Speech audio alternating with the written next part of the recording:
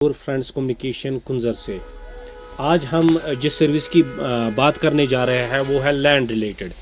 क्योंकि बहुत सारे हजरात यहाँ पे आते हैं, बहुत सारे दोस्त हमारे, बहुत सारे बुज़ुर्ग हजरात आते हैं जिनको लैंड के रिलेटेड सर्विसेज के लिए अप्लाई करना पड़ता है, तो उनको फिर डॉक्यूमेंट्स कोई ना कोई डॉक्यूमेंट साथ नहीं होता है। तो इसलिए हमने सोचा कि क्यों ना हम इस पर एक वीडियो बनाए और सबको ये इन्फॉर्मेशन दे कि अगर आप किसी सर्विस के लिए अप्लाई करना चाहते हो तो किस सर्विस के लिए कौन से डॉक्यूमेंट्स आपको चाहिए। पहले हम बात करते हैं फ़र्द की। फ़र्द के लिए हमने यहाँ पे मेंशन किया है जो डॉक्यूमेंट्स आपको चाहिए वो कुछ इस प्रकार से होने चाहिए।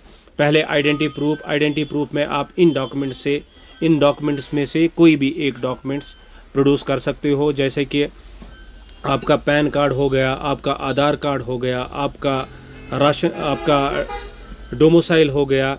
या दूसरी बात जो हम करते हैं, दूसरा जो डॉक्यूमेंट है वो लैंड डॉक्यूमेंट है, जिसमें हम एक ही PDF में, चाहे आपकी जमाबंदी हो, गिरदावारी हो, मुसव्वी हो या म्यूटेशन हो, इनमें से एक डॉक्यूमेंट आपको प्रोड्यूस करना है।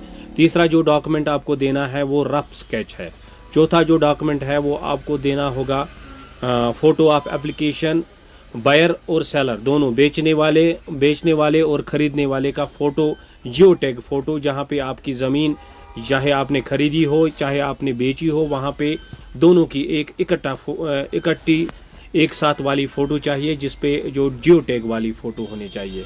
और एक एफिडेविट होना चाहिए दोनों कोशियर्स का, अगर वो अप्लाई करना चाहते हैं, और इस एफिडेविट में ये साफ साफ लिखा हो कि दोनों की रजामंदी है, बेचने वाले की भी और ख़रीदने वाले की भी। ये तो थी जानकारी फ़र्द के रिलेटेड। इसके बाद हम आपको जानकारी देते हैं एक्सट्रैक्ट ऑफ मुसव्वी, या जिसे हम लट्ठा भी कहते हैं। इसके लिए जो डॉक्यूमेंट्स चाहिए वो है identity proof, Aadhaar card, domicile, driving licence, voter ID। इनमें से कोई भी आप डॉक्यूमेंट्स एज आइडेंटिटी प्रूफ इस्तेमाल कर सकते हो। जो दूसरा डॉक्यूमेंट है वो है residential proof such as domicile, ration card, ticket, voter ID। इनमें से कोई भी डॉक्यूमेंट आप पेश कर सकते हो।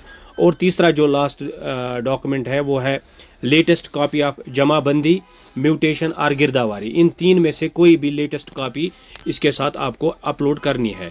इसके बाद है एक्सट्रैक्शन ऑफ गिरदावारी या जमाबंदी।